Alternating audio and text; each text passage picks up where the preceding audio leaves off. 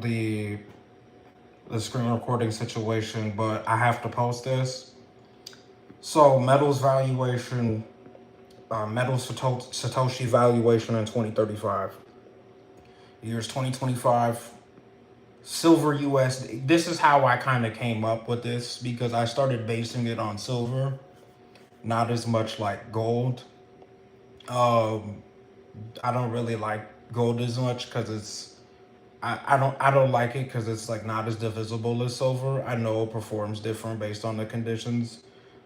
You know, industries of like, just industrial stuff versus actually having that money locked up in a savings vehicle, like kind of like cash hedge.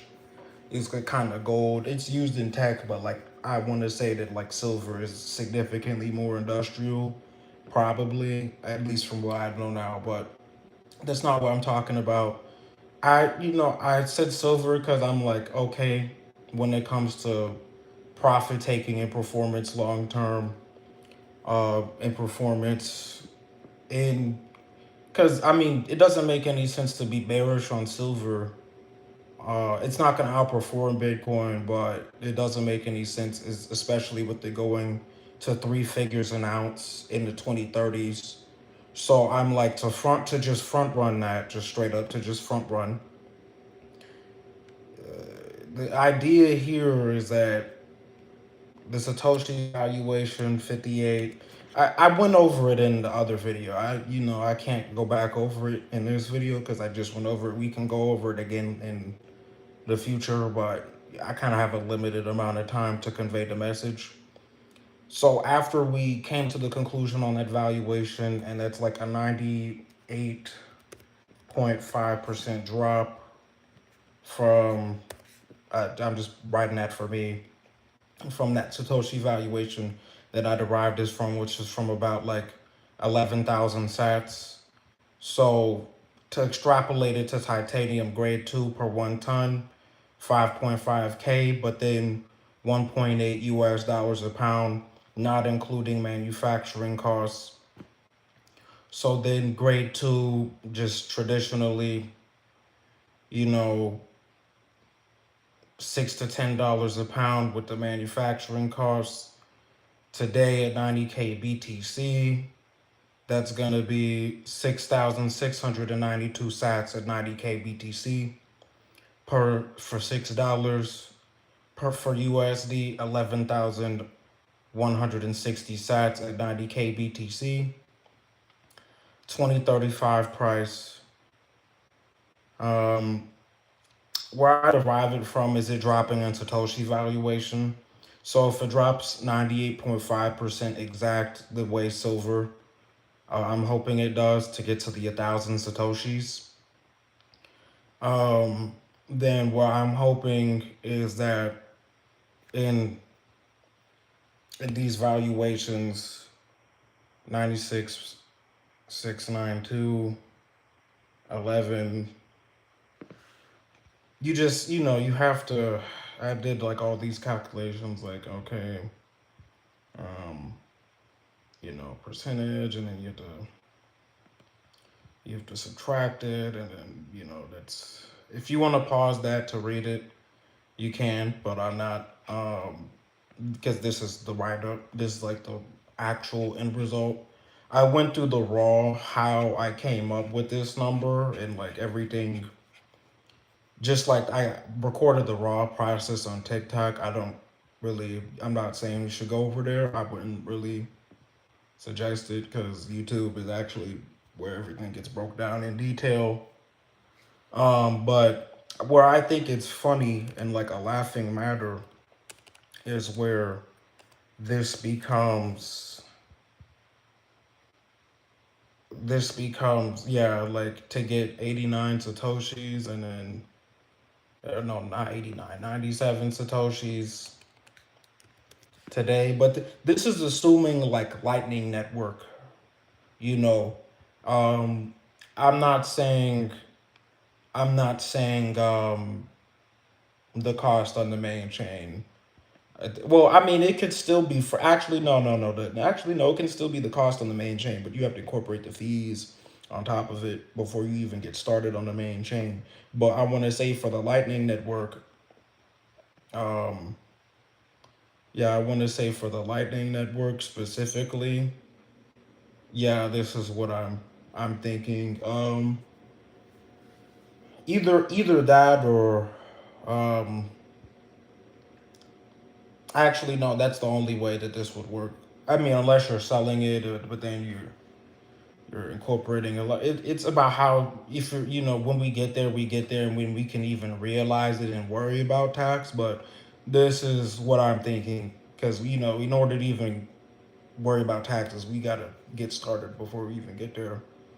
So I mean, that's actually what I found has benefited me more is not making all my decisions based around how much tax. Keep track of it, but like making all your decisions based around that, it's not beneficial and it won't help at all. At least every time I have no problem with the idea of tax, right? And if everything's gonna actually function properly, right? Technically, but as for literally,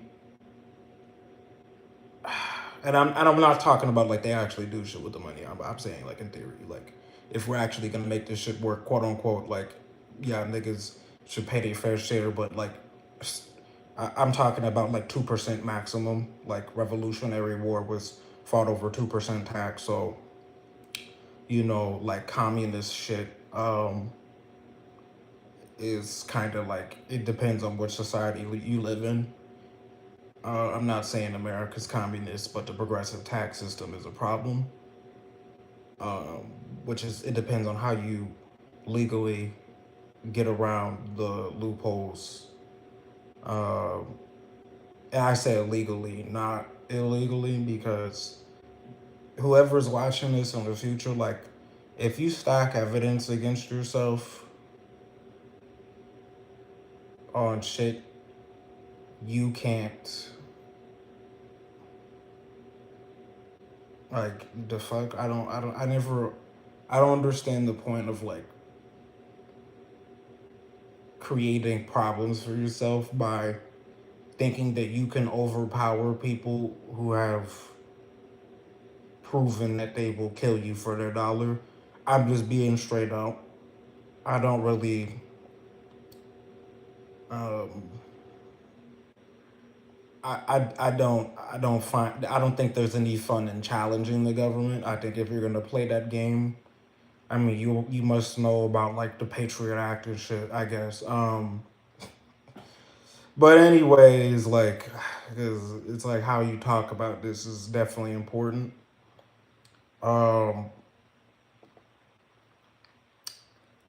yeah, what tax implications included on this, depending on how you structure the vehicle.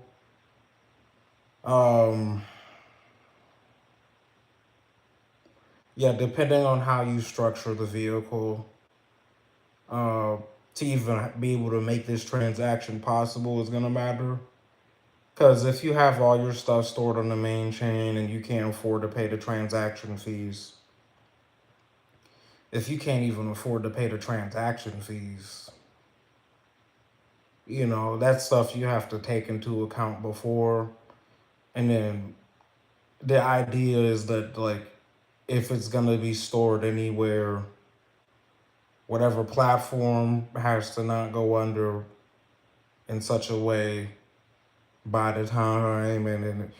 So that's why it's unrealized proxy. Um, this isn't financial advice, it's just kind of like me thinking. Um, but I think I think this kind of yeah. I think and if I guess in the future people think that I'm lying, the data's right there. So I guess in the future people are like, is this doctored? Is this AI? How did he call this 10 years in advance? Just do reverse math, bruh. Like it's 20.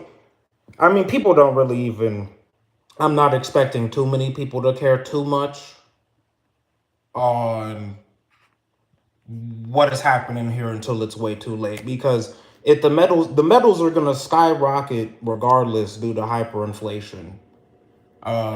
It's just the kind of metal and how you know it. Because I never understood like the metals guys buying metals for more USD.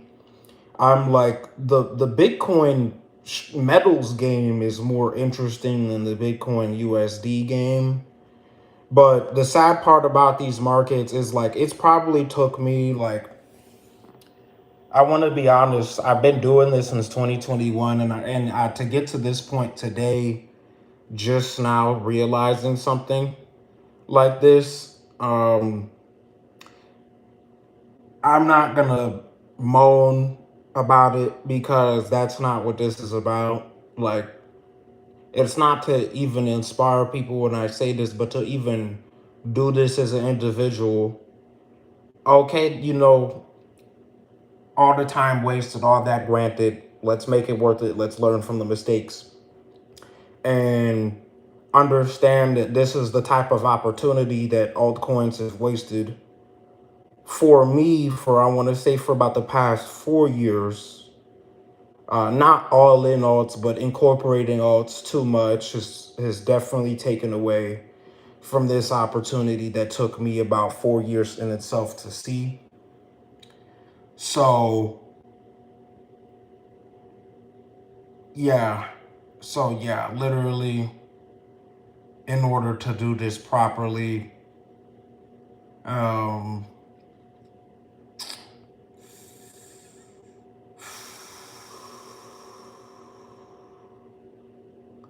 in order to do this properly,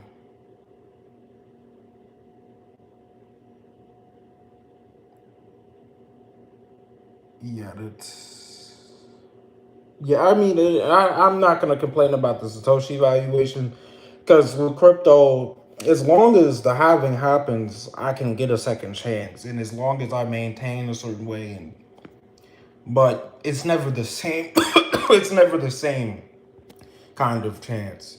So I want to say like I've probably lost like 90% of my Bitcoin just publicly, like not not in the way that you think I did, not doing messed up stuff, but not even that it's like overnight going to zero. It's like everything combined with liquidation events, chop profit, risk management, waiting, and then leaving the vehicle itself, not understanding that you're leaving the vehicle too late till after you leave it, but then not having the market maturity. Well, I want to say having is I had as much maturity as I could have possibly had for the demographic and group at the time where I was trading. But sadly, I gotta say this with big boy pants. Was it enough? No, it wasn't. Did I try my best? Yeah. So that's why it's fine. But I have to take it to the further bar and be like, yeah, this is what alts. Basically, I until altcoins can find me a better proposition than this, altcoins are a waste of fucking time. So, that's I can't eat like besides like you got to keep that altcoin ratio low because it's such a scam. But to be a veteran and say it's a scam, I have to like explain why I can't just get on here and say altcoins are a scam. I've talked about it in the past, but to give you a short summary, between NFTs, specific projects like Bored Ape Yacht Club, Winter Bears, Pudgy Penguins, Goblin Town, Sappy Seals, Crypto Toads. Like I was in it deep. If you want to go deep, like you have to go back in that era and look through the old degenerate files. And that's just off the top of my head. AI sector plays, Tau render failed. At least short term. Don't have time for it because I gotta pay the price. Right. Like you try to actually invest into the space and believe in a non-scam long-term return. You can't do it. It's just fucking impossible. It's just fucking impossible with alts. It's never gonna happen. It's never gonna happen. And I think this is what like Bitcoin maxis really talk about when it's cycle to cycle, because I'll tell you how I learned this.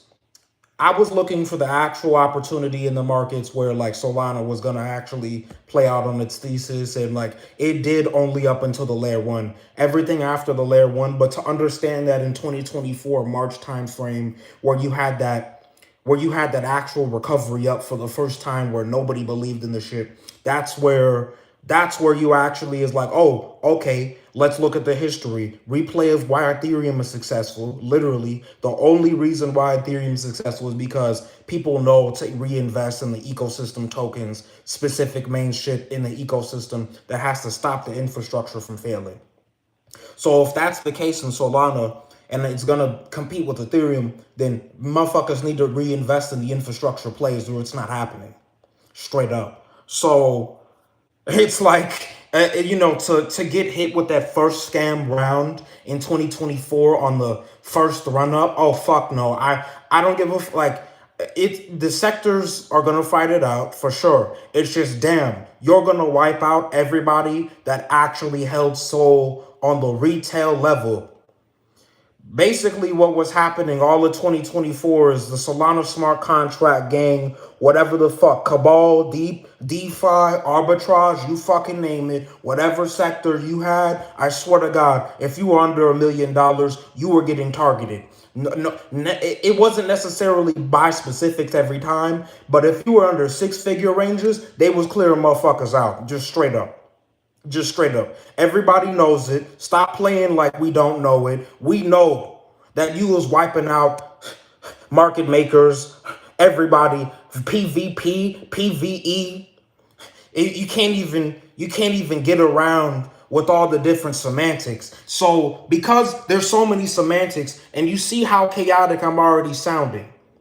But if you understand what I'm saying on the 2021, you never left this bitch veteran round one, and you understand that stuff happens in real time. You can always understand in hindsight, but to understand some shit for what it is in real time is a complete different thing. That's why altcoins, I now see that like even Ethereum, like, oh, like to profit off a short term, oh, that bitch do wonders sometimes. But altcoins outside of Ethereum Sol, like what's been listed, TradFi, oh fuck no.